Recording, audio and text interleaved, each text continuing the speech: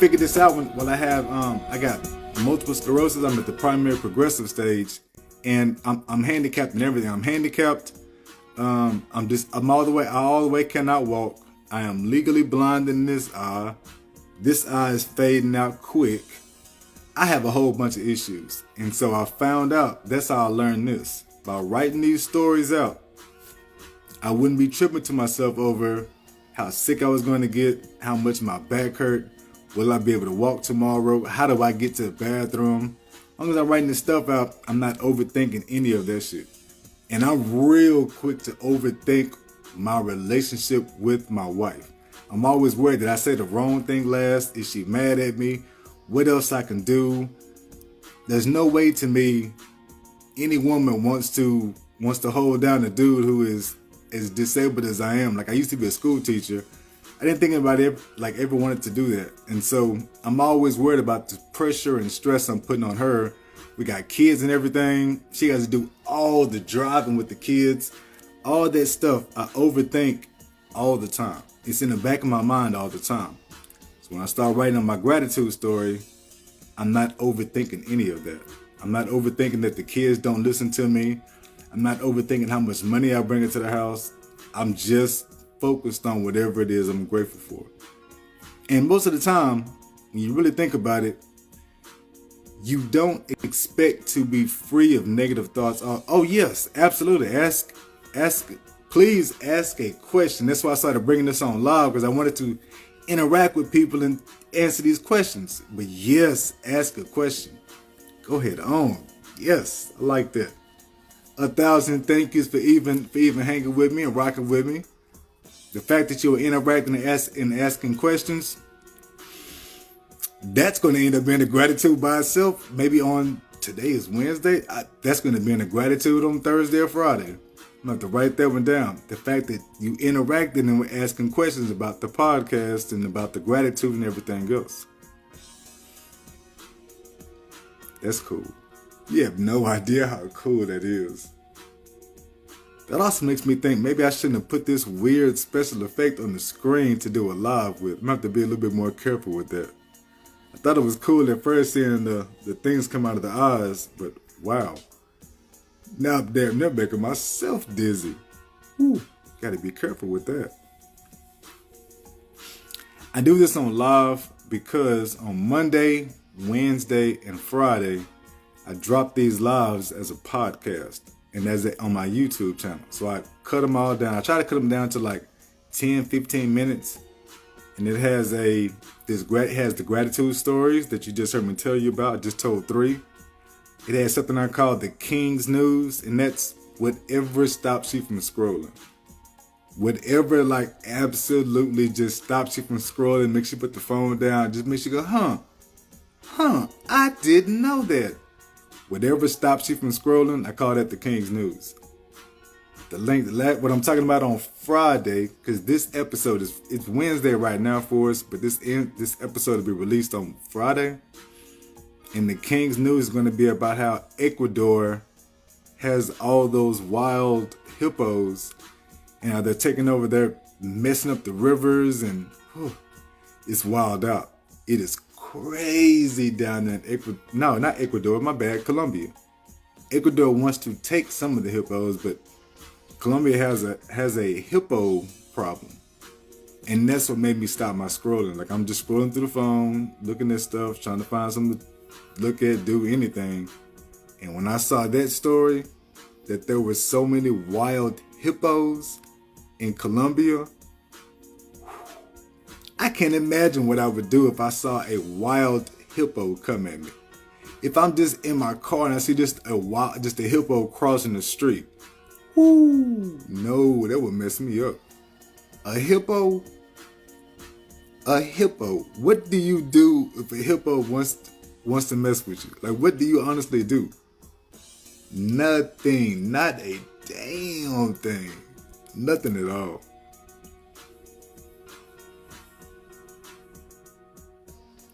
I don't know if you still want to ask the question. You have to send me something in the message on a direct message.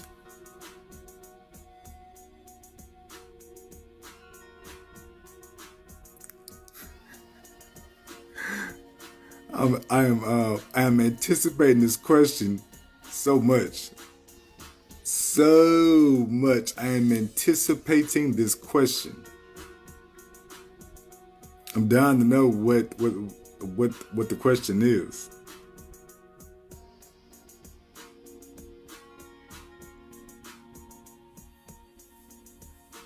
Okay, here it is.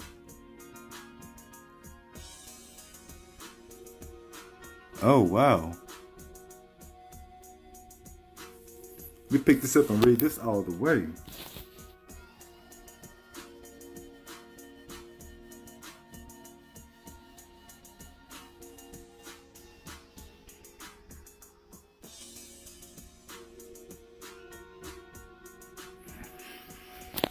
The best way to help your husband. 1,000 thank yous and a thousand thank yous for trusting me and asking that question. I'm going to send you love and energy for everything that you're going through personally. And with your husband dealing with multiple sclerosis and have done 24-hour care and everything, the first thing and the most important thing to work on with this illness is the mindset. Because we are so aware. If you have multiple sclerosis, you are constantly, you know that there is no cure for the disease.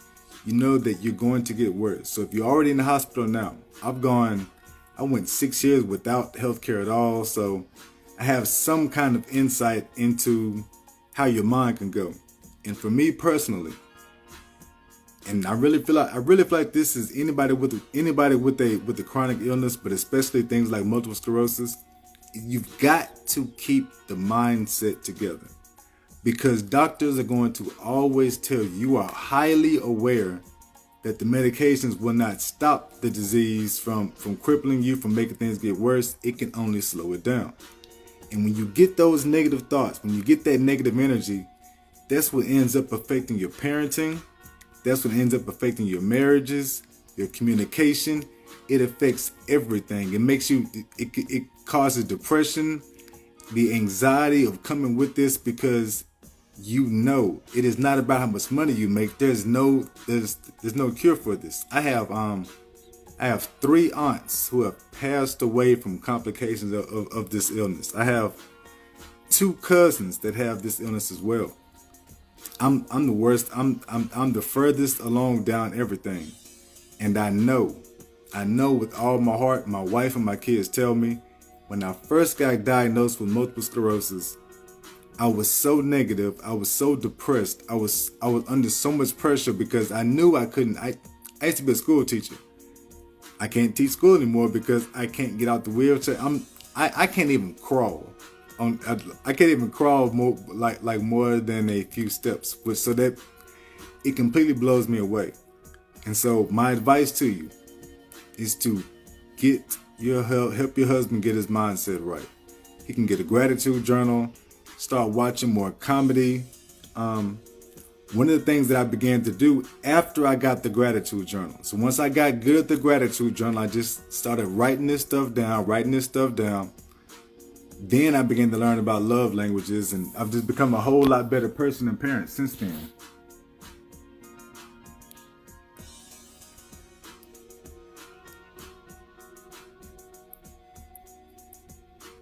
Yeah.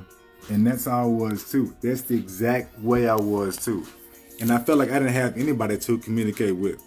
I couldn't talk to my wife about it. She doesn't want to deal with this. I couldn't talk to my father about it. My family doesn't want me to talk to my mom about it.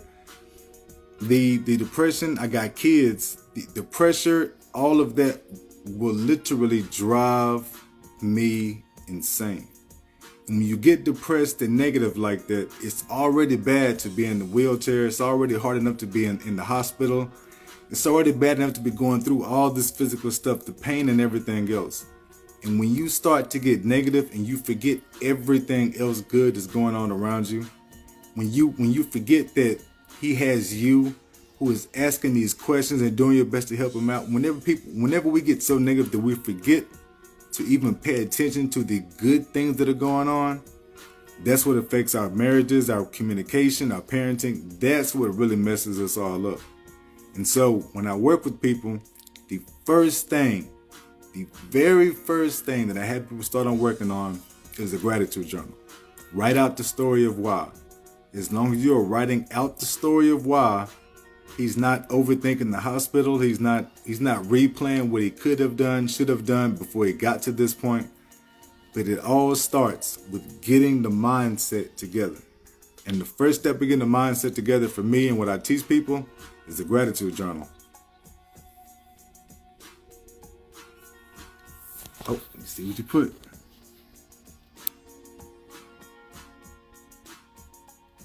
I believe it.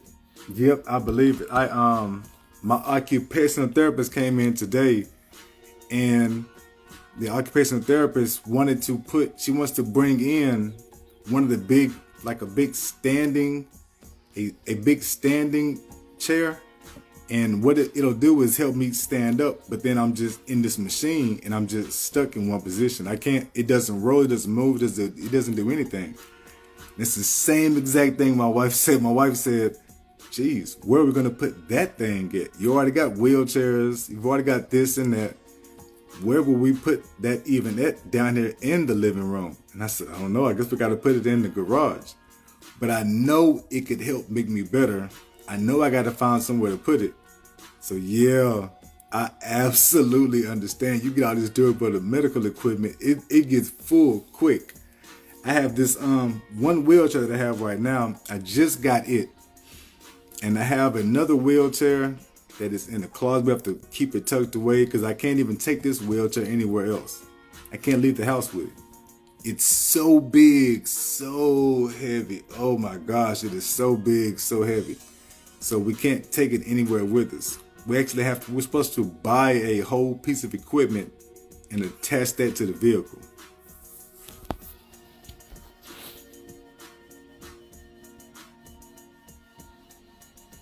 Wow,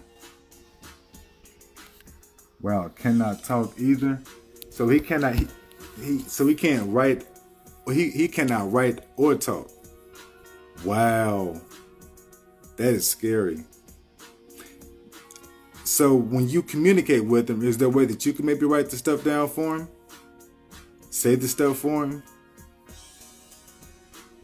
I'm wondering because what you are doing, what this entire thing is just taking time out of your day to find something good that is going on. He has you.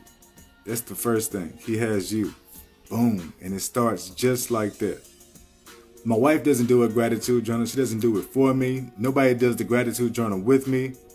On the days that I cannot write because I'm shaking too much, that's when I record it using a cell phone. I do it now live on Instagram and everything else. I made it into a podcast. All of these are different ways that I'm working and writing and telling these stories of why I'm grateful.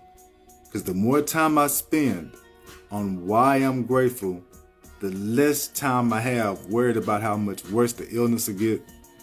Yeah, this is scary. This is scary. The worst thing I feel like growing up, the worst thing you ever fear is being where you are dependent on others and you can't do much for yourself. And so this is tough to get used to. This is definitely tough to get used to. My wife and I have had some hard, ugly conversations behind this. So this is definitely tough to get used to. But I would think that maybe you can write the gratitudes for him. Maybe you can record yourself sitting beside him and you would use your phone, you repeat out the good things going on. And that way, on the worst days, on the days when he absolutely cannot communicate any type of goodness going on, that's when you just play it. You play it or you read back the ones that you've already been doing. Changes the whole mood.